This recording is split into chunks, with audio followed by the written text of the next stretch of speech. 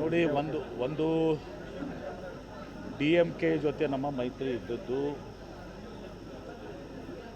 ಇವತ್ತು ಕೆಲವೊಂದು ಶಕ್ತಿಗಳೇನಿದ್ದಾವೆ, ಕೋಮಾದಿ ಶಕ್ತಿಗಳನ್ನ B J ಪಿಯನ್ನು ದೂರಿಡಲಿಕ್ಕೆ ಇವತ್ತು ಡಿ ಎಂ ಕೆ ನಮ್ಮ ಜೊತೆ ಪಕ್ಷದ ಜೊತೆ ನಮ್ಮ ಮೈತ್ರಿ ಇತ್ತು.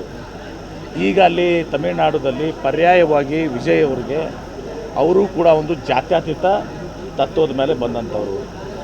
ಜನ ಒಂದು ಮನ್ನಣೆಯನ್ನು ಕೊಟ್ಟಿದ್ದಾರೆ, ಜನ ತೀರ್ಪನ್ನು ಕೊಟ್ಟಿದ್ದಾರೆ.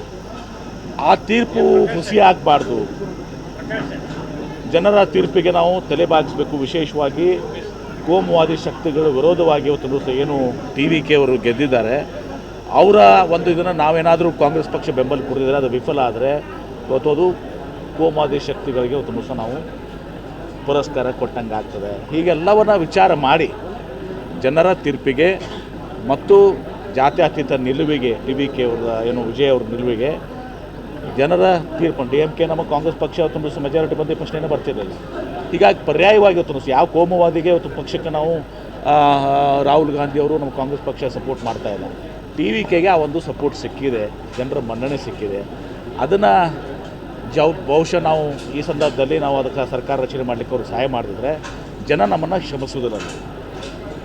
ಕ್ಷಮಿಸೋದಿಲ್ಲ.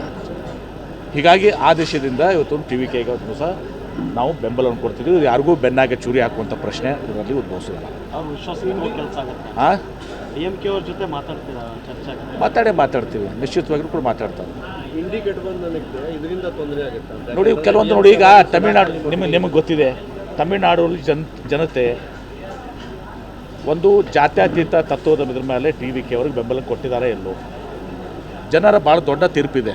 ಒಬ್ಬ ಯುವಕ, ಆ ಯುವಕನಿಗೆ ಇವತ್ತು ದಿವಸ ಇಷ್ಟು ಬೆಂಬಲ ಕೊಟ್ಟ ಮೇಲೆ ಜರ್ಕರ್ತ ನಾವು ಕಾಂಗ್ರೆಸ್ ಪಕ್ಷದವರು ಅವರಿಗೆ ನಾವು ಬೆಂಬಲ ಮಾಡದಿದ್ದರೆ ಜನ ನಮ್ಮನ್ನು ಕೂಡ ತಪ್ಪಿಸ್ತರಾಗಿ ಇವತ್ತು ದಿವಸ ಮಾಡ್ತಾರೆ. ಎಲ್ಲೋ ಒಂದು ಕಡೆ ನಮ್ಮ ಸಿದ್ಧಾಂತಗಳಿಗೆ ಅದು ವಿರೋಧವಾಗಿ ಆಗ್ತದೆ. ಅದರ ಅರ್ಥ ನಾವು ಡಿ ಎಂ ಕೆಗೆ ಬೆನ್ನಿಗೆ ಚೂರಿ ಹಾಕೋದಂಥದ್ದಲ್ಲ. ಇದು ನಮ್ಮ ಕರ್ತವ್ಯ. ಇವತ್ತು ದಿವಸ ಜಾತ್ಯತೀತ ಶಕ್ತಿಗಳನ್ನ ದೂರಿಡಲಿಕ್ಕೆ ಮತ್ತು ಜನರ ತೀರ್ಪೇನಿದೆ, ಆ ಆಶಯಗಳೇನಿದೆ ಟಿ ವಿ ಕೆ ಕೊಟ್ಟಿದ್ದಾರೆ, ಅದಕ್ಕೆ ವಿರೋಧವಾಗಿ ನಾವು ಹೋಗುವಂಥದ್ದು ಆಗಬಾರ್ದು ಅಂತ ಹೇಳಿ ತುಂಬ ಸಹ ಆ ಬೆಂಬಲವನ್ನು ಕೊಡ್ತಾ ಇದ್ದೀವಿ. ಅದು ವಿಚಾರ ಮಾಡ್ತೀವಿ ಅದೆಲ್ಲ ಎ ಸಿ ಸಿ ಅಧ್ಯಕ್ಷ ಒಪ್ತೀನಿ. ನೀವೇ ನಾನು ಹೇಳಿದ್ದೀನಿ, ನಿಮ್ಗೆ ಎಷ್ಟು ಸಲ ಹೇಳಿದ್ದೀನಿ, ರಿಪೀಟ್ ಮಾಡಿದ್ದೀನಿ, ಮೂರು ಸಲ ರಿಪೀಟ್ ಮಾಡಿದ್ದೀನಿ. ಅರ್ಥ ಮಾಡ್ಕೊಂಬೇಡಿ, ಕೆಲವೊಂದು ಸಲ ಇವತ್ತು ಇಂಥ ನಿರ್ಣಯಗಳನ್ನ ಕಷ್ಟಕರವಾದಂಥ ನಿರ್ಣಯಗಳನ್ನ ತಗೋಬೇಕಾಗ್ತದೆ. ಡಿ ಎಂ ಕೆ ನಮ್ಮ ಬಾಂಧವ್ಯ ಇದ್ದದ್ದು ಸತ್ಯ, ಡಿ ಎಂ ಕೆ ಮತ್ತು ಬಾಂಧವ್ಯ ಮುಂದುವರಿಬೇಕು ಅನ್ನೋದು ಎಲ್ಲರದ್ದು ಕೂಡ ಇದಿದೆ. ಆದರೆ ಜನರ ತೀರ್ಪು ಜಾತ್ಯತೀತ ಪಕ್ಷದ ವಿರುದ್ಧ ಮತ್ತು ಯುವಕರ ಮತ್ತು ಆ ಹೆಣ್ಣುಮಕ್ಕಳ ಒಂದು ಆಶಯ, ಅಲ್ಲಿ ಆ ವಿಜಯ್ ಅವ್ರ ಮೇಲೆ ಕೊಟ್ಟಿರುವಂಥದ್ದು ಆಶಯ ಏನಿದೆ, ಆ ಆಶಯಕ್ಕೆ ವ್ಯತಿರಿಕ್ತವಾಗಿ ಮಾಡಿದ್ರೆ ಇವತ್ತು ಬಹುಶಃ ಅದು ಸರಿ ಹೋಗೋದಿಲ್ಲ ಅಂಥೇಳಿ ಜನರು ನಮ್ಮನ್ನು ಕ್ಷಮಿಸೋದಿಲ್ಲ ಅಂತ ದೃಷ್ಟಿಯಿಂದ ಮಾಡಿದ್ದಾರೆ. ಅದು ನೋಡಿ, ನಮ್ಮ ಕಾಂಗ್ರೆಸ್ ಪಕ್ಷದ ವರಿಷ್ಠ ಮಂಡಳಿ ಎ ಐ ಸಿ ಸಿ ಅಧ್ಯಕ್ಷರು ರಾಹುಲ್ ಗಾಂಧಿ ಅವರು, ಸೋನಿಯಾ ಗಾಂಧಿ ಅವರು ತೀರ್ಪು ಮಾಡ್ತಾರೆ. ಶಾಸಕರು ಕೂಡ ಯಾರಿಗೆ ಹೆಚ್ಚಿಗೆ ಅದು ಯಾರು ನಾವು ಅದು ಹೈಕಮಾಂಡ್ ತೀರ್ಪು ಮಾಡ್ತದೆ.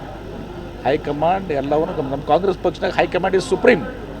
ಕರ್ನಾಟಕಕ್ಕೂ ಸುಪ್ರೀಂ, ವೆಸ್ಟ್ ಬೆಂಗಾಲ್ನಾಗೂ ಸುಪ್ರೀಂ, ತಮಿಳುನಾಡ್ದಾಗೂ ಸುಪ್ರೀಂ, ಎಲ್ಲ ಕಡೆನೂ ಸುಪ್ರೀಂ. ಕಾಂಗ್ರೆಸ್ ಹೈಕಮಾಂಡ್ ನಿರ್ಧಾರ ಮಾಡ್ತದೆ. ವೇಣುಗೋಪಾಲ್ ಅವರು ಕೂಡ ಹೈಕಮಾಂಡ್ದ ಒಂದು ಅಂಗ, ಅವರು ಒಂದು ಭಾಗ. ಅವರು S S C organisation general secretary, ಪ್ರಮುಖವಾದಂಥ ಪಾತ್ರನ ಅವರು ಕೂಡ ವಹಿಸ್ತಾರೆ. ಹೀಗಾಗಿ ಅದೆಲ್ಲ ಸರಿಯಾಗಿ ಇವತ್ತು ಸಹ ನಿರ್ಣಯನ ಪಕ್ಷದ ವರಿಷ್ಠರು ಕೈಗೊಳ್ತಾರೆ. ಯಾವುದು ನೋಡಿ, ಅದೆಲ್ಲ ಹೈಕಮಾಂಡ್ ಹೇಳಿದಲ್ಲ. ಮುಖ್ಯಮಂತ್ರಿ ಇವತ್ತು ಸ್ಟೇಟ್ಮೆಂಟ್ ಕೊಟ್ಟಿದ್ದಾರೆ. ನೀವು ಎಷ್ಟು ಸಲ ಕೇಳ್ತೀರಪ್ಪ ನಮ್ಗೆ? ನಿಮ್ಗೆ ಬೇಸರ ಆಗಿಲ್ಲ, ನನಗಂತೂ ಬೇಸರ ಆಗ್ಯದ. ಹೌದು, ಅದೇ ಹೈಕಮಾಂಡ್ ಕರೆದ್ರೆ ಹೇಳ್ತಾರೆ. ಅವ್ರು ಮತ್ತೆ ಅದೇ ಹೇಳಿದಾರೆ, ಹೈಕಮಾಂಡ್ ಕರೆದು ಹೋಗಲೇಬೇಕಾಗ್ತದೆ. ಅದು ಅದು ಅದು ನನಗೆ ಗೊತ್ತಿಲ್ಲ, ನನಗೆ ಗೊತ್ತಿದೆಯಾ? ಒಪ್ಪಂದ ಆಗಿದೆ, ಅದು ಒಪ್ಪಂದ ಆಗಿದವ್ರ ಮಧ್ಯೆ ಗೊತ್ತಿರ್ತದೆ. Thank you. ನ್ಯೂಸ್ ಫಸ್ಟ್, ನಿರ್ಭೀತಿಯಿಂದ ನಿಮ್ಮ ಪರವಾಗಿ.